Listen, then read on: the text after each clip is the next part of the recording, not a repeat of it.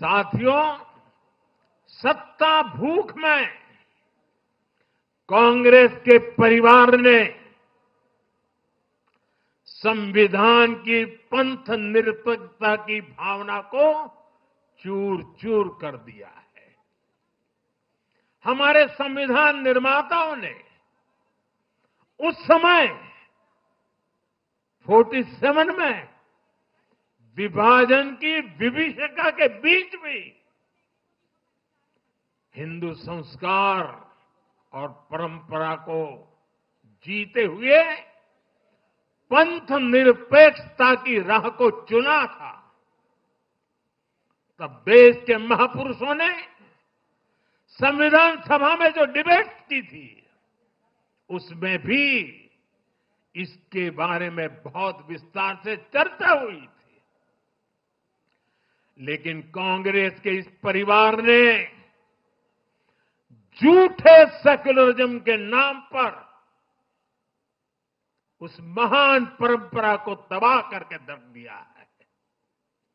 कांग्रेस ने तुष्टीकरण का जो बीज बोया,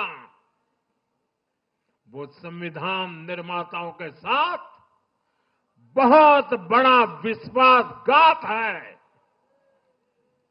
और ये विश्वासघात मैं बहुत जिम्मेवारी के साथ बोल रहा हूं।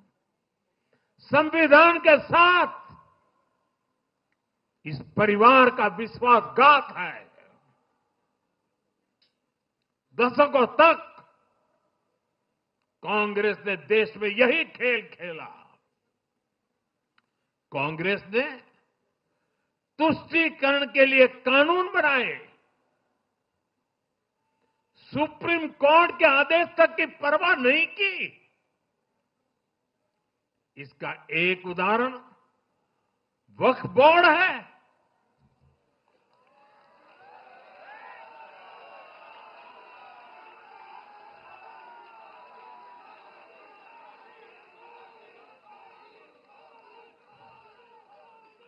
दिल्ली के लोग तो चौंक जाएंगे।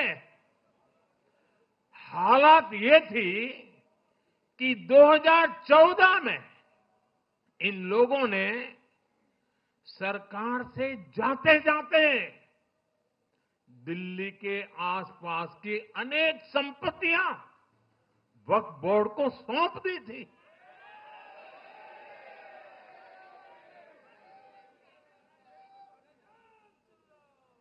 बाबा साहब आंबेडकर जी ने जो संविधान हमें दिया है ना, जिस संविधान की रक्षा के लिए हम प्रतिबद्ध है, संविधान में वक्फ कानून का कोई स्थान ही नहीं है। लेकिन फिर भी कांग्रेस ने तुष्टीकरण के लिए वक्फ बोर्ड जैसी व्यवस्था पैदा कर दी। ये इसलिए किया गया ताकि कांग्रेस के परिवार का वोट बैंक बढ़ सके। सच्ची पंथ निरपेक्षता को कांग्रेस ने एक तरह से मृत्यु दंड देने की कोशिश की है।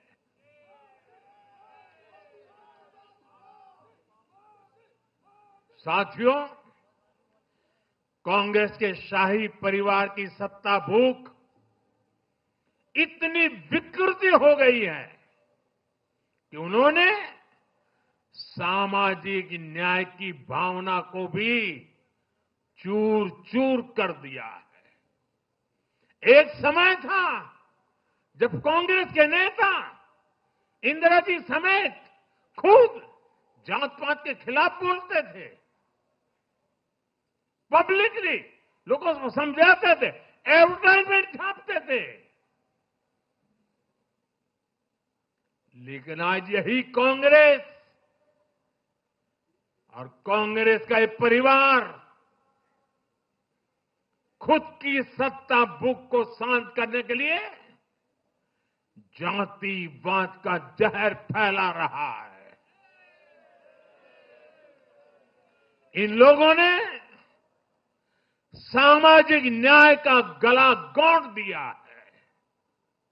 साथियों, एक परिवार की सत्ता भूख इतने चरम पर है कि उन्होंने खुद की पार्टी को ही खा लिया है।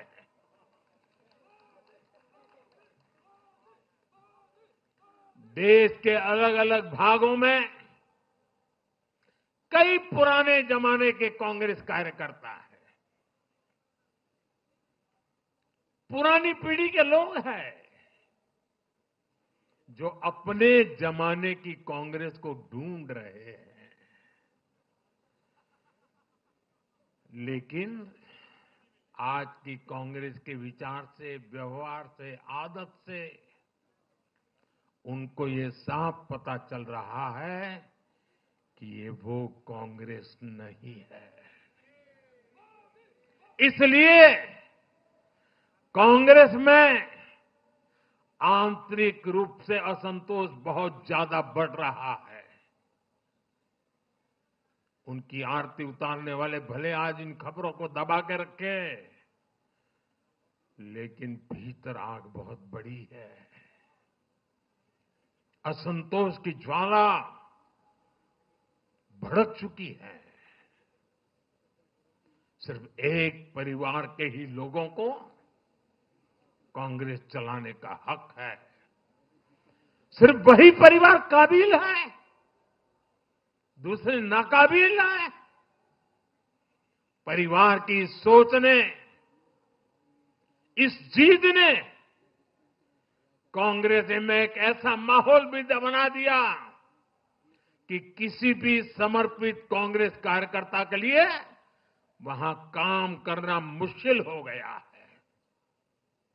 आप सोचिए, कांग्रेस पार्टी की प्राथमिकता आज सिर्फ और सिर्फ परिवार है। देश की जनता उनकी प्राथमिकता नहीं है। और जिस पार्टी की प्राथमिकता जनता न हो, वो लोकतंत्र के लिए बहुत ही नुकसानदायी होती है। साथियों, कांग्रेस का परिवार सत्ता के बिना जी नहीं सकता। चुनाव जीतने के लिए लोग कुछ भी कर सकते हैं। दक्षिण में जाकर उत्तर को गाली देना, उत्तर में जाकर के दक्षिण को गाली देना, और विदेश में जाकर देश को गाली देना।